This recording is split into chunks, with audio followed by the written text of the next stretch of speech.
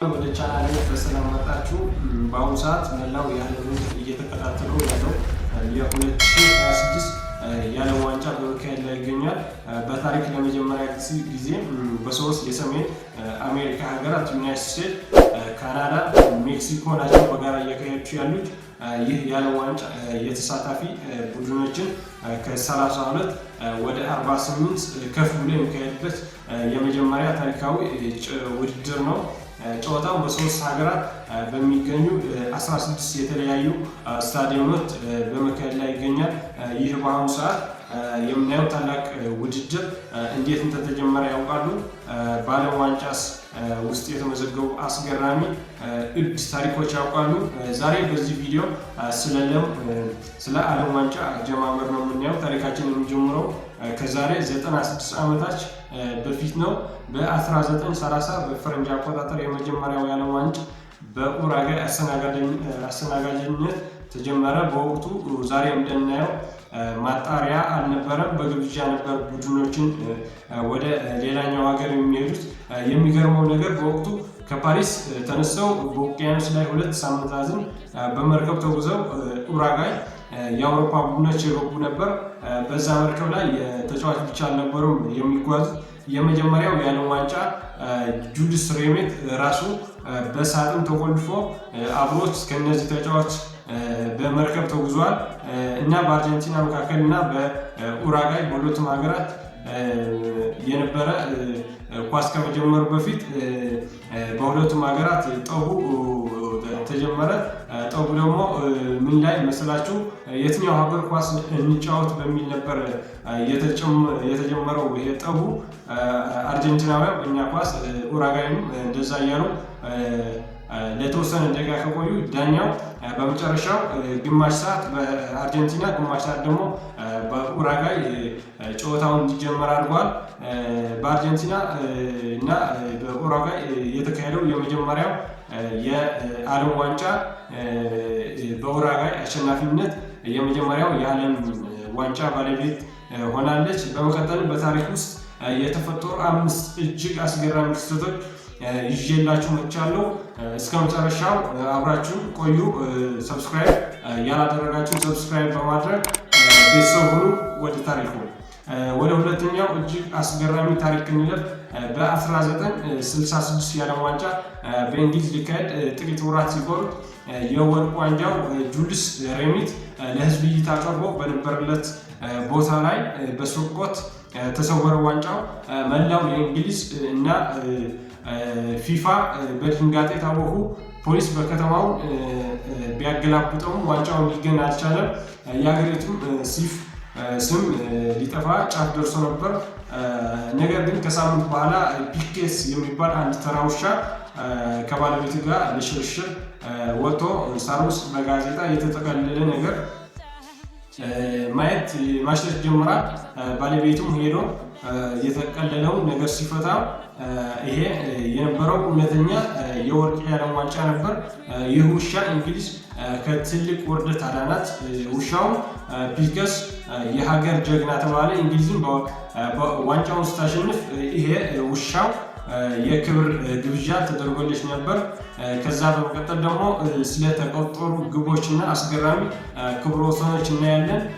ለመሆኑ በዓለም ዋንጫ ታሪክ አንድ ጨዋታ ላይ ብዙ ጎል ያገባ ተጫዋች ማን እንደሆነ ያውቃሉ?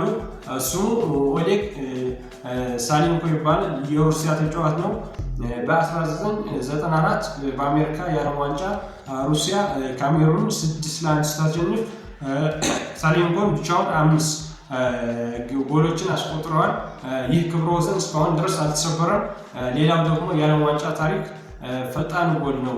በ2002 በኮሪያ እና በጃፓን የዓለም ዋንጫ ቱርክ ከደቡብ ኮሪያ ጋር ለሶስተኛ ደረጃ ሲጫወት የቱርክ አጥቂ ሀሻን ሻሩክ በጨዋታው በተጀመረበት በስንት ደቂቃ ጎል ቢያስቆጥር ብላችሁ ታስባላችሁ? በ11 ሰከንድ ከ8 ነጥብ ብቻ ነው ጎልን ያስቆጠረው። በደቡብ ኮሪያዎች ኳሷን አቀብለው ሳይጨርሱ መረቡን ላይ ያሳርፈው። ያን ሀገር የጎል ብዛት ስናነሳ ደግሞ ብራዚል አንዘነጋም። ብራዚል በዓለም ዋንጫ ታሪክ ከ240 በላይ ግቦችን በማስቆጠር አንደኛ ስትሆን ያስቆጠረችው ግን የፈረንሳይ ጆስፌንቲ ነው። በ1958 በስዊድን በተደረገው ብቻውን 13 ጎሎች አግብተዋል።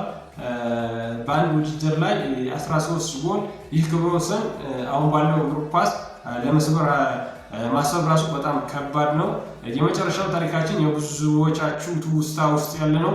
በ2006 የዓለም ዋንጫ ፋይናል ፈረንሳይ ከጣሊያን ጋር እያካሄደ በነበረበት ታላቁ ዚነዲን ዘዲን የመጨረሻው የባለሙያ መጨረሻ ጨዋታው ነበር። እንደሚሰናበት ይጠበቅ ነበር። ጨዋታው ተመጣጣኝ ሆኖ ተጨማሪ ሰዓት ላይ ደረሰ። ድንገት ግን ካሜራዎቹ ሌላ ቦታ እያዩ የጣሊያን ተከላካይ ማርኮ ማቴራዚ መሬት ላይ ወድቆ ተገኘ። ድጋሚ ሪፕላይ ሲታይ ምስሉ ድንጋጤ በመላው ዓለም የሚገኙት በድንጋጤ ወደቀ። ዚዳን በቀይ ካርድ ከሜዳ ወጣው። የዓለም ዋንጫውም ሳያነሳ አልፎት ሄደ። በዚሁ ሪፕላይ የተደረገ ምስል የታየው ዚነዲን ዘዲን የግብ ጠባቂው በእጁ ሲመታው ነው። ከዓመታት በኋላ ማቴራዚ ዚዳን ምን እንዳለ ሲናገር ስለ እርቱ መጥፎ ቃል እንደተናገረው አምነዋል። ይህን ክስተት በዓለም ዋንጫ ታሪክ ውስጥ እጅግ አስደንጋጭና ተጽዕኖ ፈጣሪ ከሆኑት መካከል አንዱ ነው። አሁን የምናየው የማራዶና ዘ ሃንድ ኦፍ ጋድ። አሁን ደግሞ በጎል ዙሪያ ወደ ተፈጠረው እጅግ አወዛጋቢና አስደናቂ እንለፍ። በ1986 ሜክሲኮ የዓለም ዋንጫ አርጀንቲና ከእንግሊዝ ላይ በምታጫወትበት ታሪካዊ ጨዋታ ነበር። ሁለቱም ሀገራት መካከል በኳስ ውጭ የፖለቲካ ውጥረትም ነበር። ሁለተኛው አጋማሽ ላይ ታላቁ ዲያጎ አርማንዶ ማራዶና ከእንግሊዝ ግብ ጠባቂው ፒተር ሽልተን ጋር ኳሱ ለማገናኘት አየር ላይ ተናጠቁ። ማራዶና በቁመቱ በጣም አጭር ነበር፣ ነገር ግን ሽልተን ቀድሞ ኳሷን መረብ ውስጥ አሳረፋት። የእንግሊዝ ተጫዋች በእጁ የነካው እያሉ ወደ ዳኛው ሮጡ። ዳኛው ጎልን አስድቆት ነበር።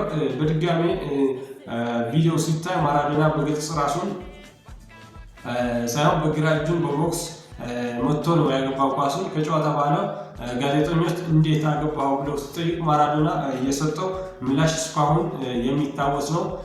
በጥቂቱ ማራዶና ራስ፣ በጥቂቱ ደግሞ የአምላካችን እጅ የተቆጠረ ጎል ነው አለ። ከዚያም ጊዜ ጀምሮ ጎሉ ዘ ሃንድ ኦፍ ጋድ ወይም የአምላክ እጅ ተብሎ በታሪክ ተመዝግበዋል። እንግዲህ የዓለም ዋንጫ ከሜዳ ጨዋታዎች እንደዚህ አይነት በርካታ ድራማ አስገራሚ ታሪኮች ያሉበት መድረክ ነው። በአሁኑ በ2026 ቢሆንም የትኛው ሀገር ታሪክ ይስራል እንደሆነ የትኛው ተጫዋች ደግሞ አዲስ አስገራሚ ታሪክ እንደሚሰሩ አብረን የምናየው ይሆናል። ከዛሬው ታሪካችን ውስጥ እናንተ የበለጠ ያስገርማችሁ የትኛው ነው? እንዲሁም በ2026 የዓለምን ዋንጫውን ማን ይወስደዋል ብላችሁ ታስባላችሁ? ያላችሁን አስተያየት ኮሜንት ላይ ጻፉልኝ። ቪዲዮ ከወደዳችሁ ላይክ፣ ሼር፣ ሳብስክራይብ ማድረግ እንዳይረሳ። እንዲሁም የደወሏን ምልክት ተጫኑ። ስለተከታተላችሁን አመሰግናለሁ።